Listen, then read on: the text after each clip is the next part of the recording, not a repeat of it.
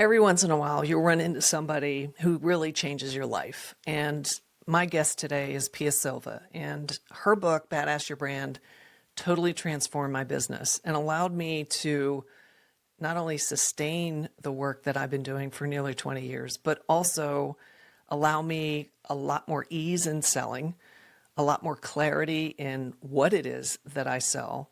And it also helped me understand that it's a model for business, especially for solopreneurs, one person or even 1 to 2 person businesses, to take your business the distance.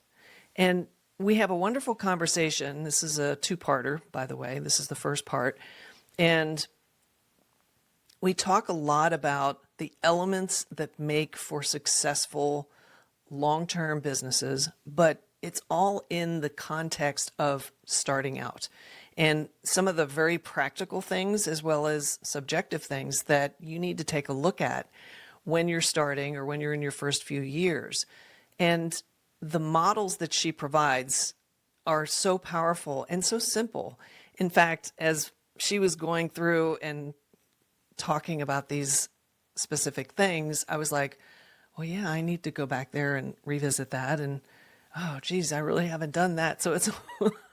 I almost feel like I got a refresher course of her book, but also she has evolved in the last 5 years since I first read Badass Your Brand, which came out in 2017, to the point where she's doing some really powerful stuff and running these retreats and doing these 2-day intensive. It's just amazing how she's taken her business to such a level. And she has some very logical, as I said, practical approaches that make so much sense. And many people who are solopreneurs don't have a lot of experience, if any, of running your own business. And in these 2 parts of our conversation, she covers so many valuable things. So I know you're going to get a lot out of it. I'm so tickled that I got to have her for a 3rd time. She was a guest on my first podcast twice. And I brought her in again, and she's just so generous with her time and just sharing all of her wisdom. And she's brilliant. She's just brilliant. Can you tell I'm a fan? Anyway, I hope you enjoy this part of our conversation with Pia Silva.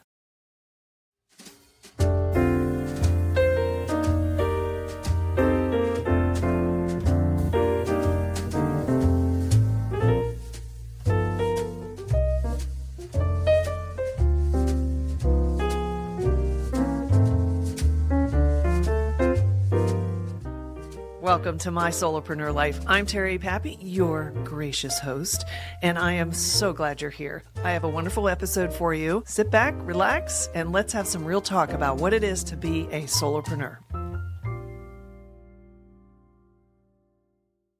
Welcome, Pia. I am so thrilled that you are you're going for a 3rd time with me on my show. So for my listener, I had Pia on my last podcast twice. She was so generous, and I appreciate that, Pia. So I've got to gush on you a little bit. This book changed my business, and this book that I'm holding up for my audio listener, Badass Your Brand. And I tell every single person I encounter, whether they're a client, prospect, or somebody I meet on the street, get the book and do it. You got to follow it. It did change my business. And I talk a lot about how I structure my business now. And it's due in part to this book. So thank you, Pia, for doing that. But before I keep going and go lathery about all that, I want to welcome you to My Solopreneur Life. And we're going to talk about starting today. So starting, I'd love for you to talk a little bit about who you are and what you're doing today. Well, first of all, thank you so much for having me back, Terry. And what just a lovely intro. Thank you so much for recommending my book. That means so much to me, and means so much to me that it had such an effect on you. And of course, that's why I wrote the book. So thank you.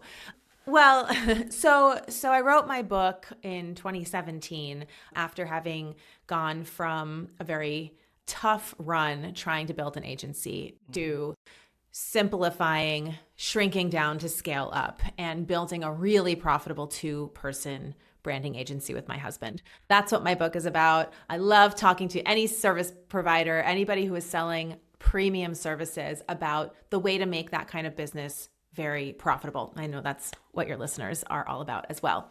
Since then, I had this surprise thing happen with my book. Over the years after my book, I wrote the book looking for clients to hire our agency. What I ended up getting was also a lot of readers who were also small agency owners asking me, telling me they loved the book, but asking me, but I want to learn how you do that thing that you mentioned in the book, like your intensive style of delivering your services. So after about 4 years of lots of small branding agencies asking me that, I finally decided to go all in on building my next business, which is the business that I run mostly full-time now, called No BS Agencies. No BS Agencies is a training program where I teach 1 to 2 person branding agencies how to apply my intensives model to their business so that they can increase profit, increase freedom and ease without building a whole team, without hiring tons of employees. Now, everything that I teach inside No BS Agency Mastery, which is specifically for this agency world, the reason I niched down is because I believe in niching, and also because it allows me to get super specific and granular about the advice. But the general advice that I teach inside this program is advice that I give to all service providers, because the foundational theories are applicable to anybody who is selling services and wants to sell at more and more premium prices and more profitable packages. I can't even remember how I found your book. It was within a year that you published it, because I know what I was doing in my business then. And I was charging an hourly rate and had been in business for 11 years, at least 11 years. And I look back and I'm like, how did I do that? You know what I mean? And then when I read the book, and it was coincidental that I had an opportunity to do a proposal. What was really interesting was I applied what I learned in your book, and I was so nervous about charging to pitch, basically charging for a proposal. And so I went way overboard with this proposal. I mean, it was like a SWOT analysis, it was market research, it was all kind of things. And because I was so insecure about coming in and saying, well, I'm going to charge $5,000 for this proposal, whereas in the past I would have been like, well, my hourly rate is blah, blah, whatever it was at the time. And just go from there and say, basically be led around by the nose by the client that's dictating what I should do, because I do a lot of tactical work. And it's so funny because my boyfriend, Doug, he's like, because he's Mr. Corporate, right? So he's like, well, in my company, we pay consultants like 20, 30, 50 grand to just put something like that together. And I'm like, are you kidding me? It was crazy how my mind was just so self-limiting as far as the value conversation. And not only did they happily pay that estimate, but that led to me creating something much simpler and more templated, following more of your model. But I had to get over that insecurity, that not believing that I could do that, because it was a big departure. And asking for that money up front is not something I was used to. So I really struggled in my first 5+ years about what's my value, where does that stand? That's why I went with this hourly rate. But then you become a commodity, because it was like, well, website design, branding, all the things that I was doing back then and still do today, it was really just selling myself short. And so this is where I'd like to start when we talk about starting. When you have a one-person business, regardless of what you're doing. So obviously this fits really well with service-based businesses. And you've found your niche with the small 1 to 2 person agencies, which makes perfect sense because you're the straw man for it. You did it. You proved it with you and your husband with Worst of All Design. And it's amazing the result that you got, because it's it's rock solid. Every client that I've used it with has had incredible success, and it makes sales so much easier. So anyway, here I am fawning all over you again. What I'd love for you to talk about is that specific thing around pricing, because many solopreneurs, when they first start out, they cannot figure out the pricing equation. And they also a lot of them feel like me, where it's like, am I worth that? And I'm desperate for clients because I'm just starting out. So they end up giving away business. I know I did. So talk a little bit about that if you can. Yeah, absolutely.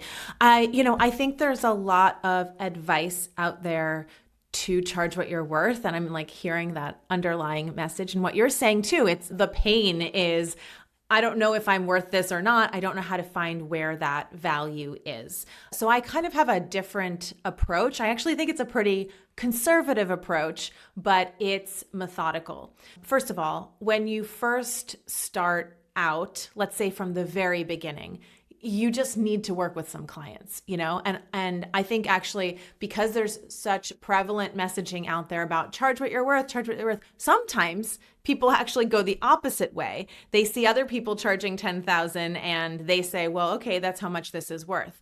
And I have to break the news to some of those people. You've never done this before. It's not worth $10,000. Even if the value of the output is there, there's other value that you have not yet built, which is the value of your confidence, your process, your ability to manage the project seamlessly, all of that. So that's the first thing. If we're talking like brand new, you just got to work with a few clients to cut your teeth, to kind of figure out what exactly you're selling and how exactly you're going to deliver it.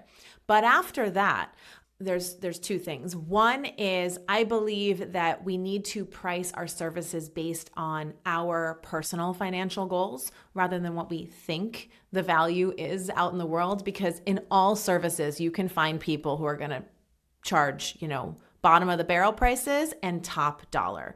In every service business, there is a huge range. So instead of looking around and saying, what are other people charging? What should I charge? I teach, figure out what you need, right? What are my personal expenses? What are my business expenses? What would I need in taxes in order to fulfill on paying on these personal and business expenses? And you'll get a total amount of revenue. And then I write about this in the book and I teach this to this day. I have a formula called the 50-25-25 formula to profit and freedom. And the idea is that generally, we need to make all of our revenue in 50% or less of our working hours with clients. And if we do that, that will protect the other amount of time to invest into our businesses, working on the business. That's something that a lot of, especially starting out, it's an afterthought. We're just working with clients. But really, if you want to build a sustainable business, you must put aside your business development time first. You really have to treat yourself as your most important client. And that's something that takes a little while to get used to. So we can actually figure out what you need to charge for these projects just based on how much revenue do I need to generate, and 50% of our time or less, that comes out to about 1,920 hours a year is the total amount. And we can figure out, okay, this is how much my projects need to cost if I need to make this amount of money and they take this much time. I'll figure out what the link is. I'll give you the freedom calculator if people want to plug their numbers in. There's like a really quick way to figure it out. So that's the first thing, is we need to know what our life and business cost and what we need to charge to make that work. And then we can kind of figure out, okay, what do I want to be making? What's my wish list? I like a good, better, best model. What do I need? What do I want? And what do I desire? And what are the different price points that I need to be charging? Okay, so that's one thing. We need to know what is a sustainable price point for our life and what the bottom is and what our goals are. That way we have goals. Separately, we need to build our internal confidence on our prices. So when you're first starting out, you just need to work with some clients to get confidence and clarity about your process, about how you're going to lead people through your process. What exactly are you charging for? Where is the value? Sometimes the value is not exactly where you think it is in the beginning. We need to work through that. The way I recommend charging is sell, raise forever. So I recommend, I recommend you sell, you validate a price point 1, 2, 3 times, and then you raise it incrementally. And the reason I recommend this, and I think too few people do this, is sometimes when people think that, oh, I'm undercharging, I need to charge what I'm worth. I'm charging 3,000, but this is really worth 10,000, and they charge and they change their price. They get some advice off of an Instagram ad or whatever, and they say, okay, I'm going to charge 10,000 because that's what I'm worth and I feel good about that. And then they tell 3 people and all of them say, well, that's too much for me. What happens? our confidence goes in the tank, right? All of a sudden we question, oh, is that too much? Oh no, should I lower it? And we go spiral. So rather than jump our price point higher and then try to get it, I recommend, well, you sold it at 3,000, you know it sells at 3,000, make it 3,500 next time.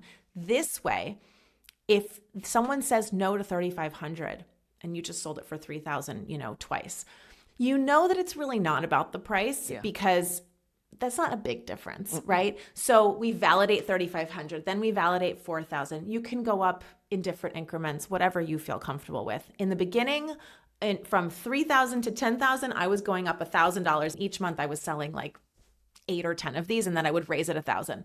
Sell a bunch, raise 1,000. Sell a bunch, raise 1,000.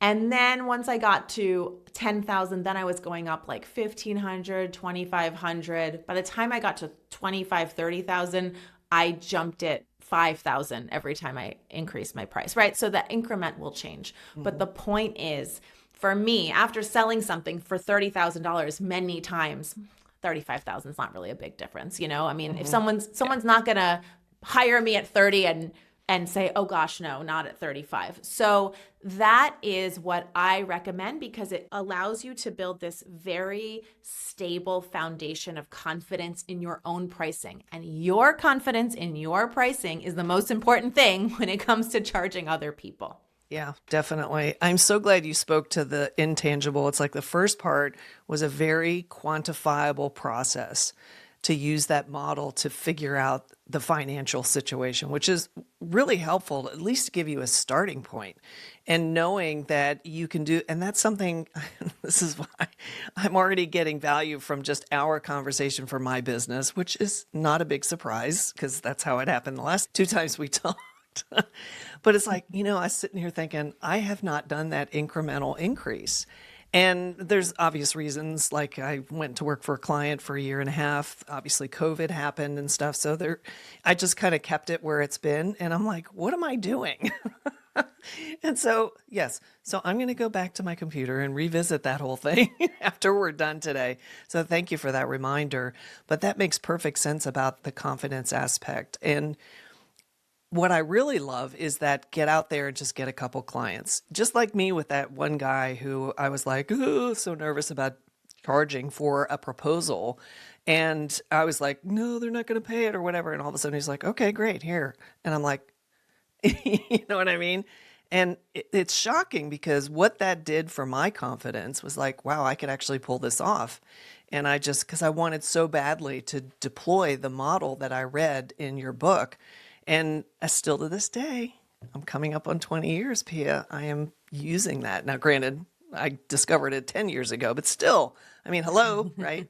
So thank you for that. And now what I'd like to talk about, because we're kind of like in that starting mindset, like we're in the beginning, how do I set pricing? We talked about leading up to this conversation about the sustainability of once you get started in your solopreneur business. And I want to explore that a little bit because it's an aspect that I haven't really given a lot of attention to as far as talking about it on this show. And that's why I'm so glad that you brought it up when we were preparing, is that the sustainability of your solopreneur practice is so, so important. And I remember I was talking to someone, it was a new client, and they were telling me about, oh, I know this consultant, he took a package and he decided to do his own thing, kind of the same stuff he was doing in corporate, but just as a consultant. And he ended up landing a great, like, fractional deal, like 6 figures for like 1.5 years of stepping into a company and doing this work. And then once that was done, he wasn't able to secure any other consulting gigs, and he ended up going back into the workforce. And I thought that was remarkable because he was soured on the idea because he came out of the gate and got such a big win, never really took the time to develop his business or really think about how do I want to structure this. And it was just, I'm just going to keep doing what I did in corporate, but I got to find clients for that, right? So it was really interesting to hear this one client talk about this guy's situation because he was very nervous about starting his own consulting business. And he was using this guy's experience as maybe a limitation to excuse him out of pursuing it because he wasn't really totally secure about that, which makes perfect sense. So let's talk about the sustainability. When you are going out there trying to just get started, get those initial clients, what are some of the things that you want to provide my listener as far as here's where you are and here's how you need to prepare so you can keep this going? I have so much to say about your story Yay. too, so I want to come back to that. I see that consultant's story all the time. And I think that there's a reframe that needs to be made here. That guy, in my opinion, didn't go out and get clients and start his business and it went really well until it didn't. That guy got a part-time job and thought he was building a business. And then his part-time job ended and then he got a full-time job. That's all that was. As far Great as I'm reframe, concerned. by the way. Yeah. So let's use that to define the difference, right? Having a client or two clients, ongoing retainer clients. And I talk about this specifically a lot because in the agency world, retainers sometimes are the holy grail of financial stability. And I'm like, that is not financial stability. Yeah, it's a trap. Retainer clients. It is a huge trap. It gives you a false sense of security. People think they're running a business because they've got even 5 retainer clients, but really that's just 5 part-time jobs with no job security and no benefits. And the problem with these ongoing clients, these ongoing retainers, is that it makes you think that everything is going well, and you don't, almost nobody, while they have retainer clients that are enough to pay their bills, maybe even more than paying their bills, almost no people take that, when they have that extra money, take the extra time to invest in building their pipeline and their business. And that's what makes a business sustainable, is that you have, and this is what I mentioned earlier about the 50-25-25 rule, you must from the beginning put at least 25% of your time aside to be building the long-term sustainability of your business, which is building your skills, building your operations, your processes, and most importantly, your marketing and your pipeline. So only when you know how to get clients do you really have a business. And until then, if you spend all of your time delivering on client work, and what will happen is, and you might, I also talk to a lot of people who are like, oh, I've never had to market. I always get really, I'm Are like, you never sure had about to that? market. Yeah. Well, never had to market means you get lots of referrals. Good on you. Like, amazing. This is how most service businesses thrive, is through Yes. referrals.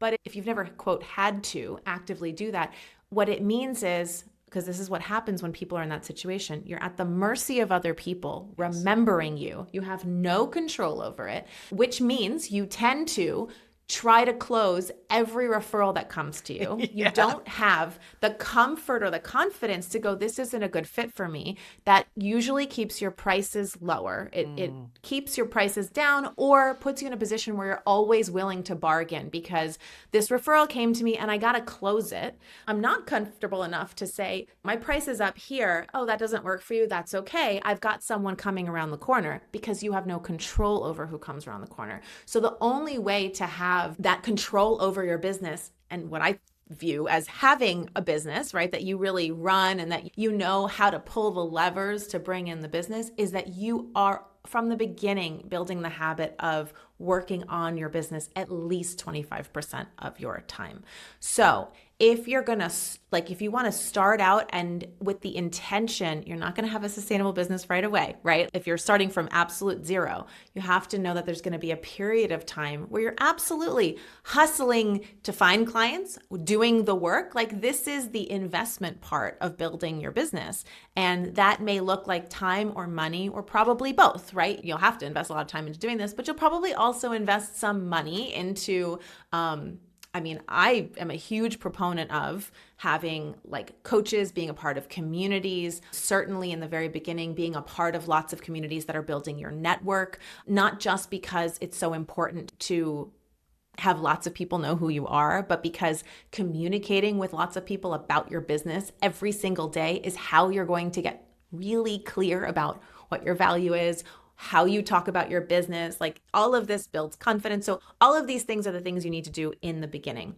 And the more fervently you do them in the beginning, the faster you'll get to like the second phase, which is I'm not just hustling, I'm actually able to charge a decent amount of money. I'm getting clearer on how I package these services. My prices are getting closer to the price they need to be so that I fulfill the 50, 25, 25 rule. And now I can see ways to make this even stronger. But you're not gonna get there if you don't start with the intention of, I'm not looking to just make a buck for the next couple of months. I'm looking to build something that's going to support me and my family for the long term. And that is going to look like something where I am working with clients, but I'm also always investing in the sustainability of my business. Okay, sorry about this, but this is where I'm going to hit the pause button and continue our conversation in the next episode. And I hope I see you there. In the meantime, put to good use what you got in today's episode. It was a great conversation, isn't it? Oh, I love it. Pia's the best. Well, I know you're disappointed, but that's it for this episode. Listen, the great news is there's another one coming, so stay tuned. Anyway, I just want to make sure that you do the prompt if this episode had a prompt and you get that homework done because you're going to be a better solopreneur. How's that for a maternal finger shaking at you? Hey, listen, thanks so much for being here, for giving me time of your day, and, for taking it on. So if you want to learn more and stay connected with me, just head on over to mySolopreneurLife.com. Thanks a bunch. See you soon. That was pretty good. I think I'll keep that one.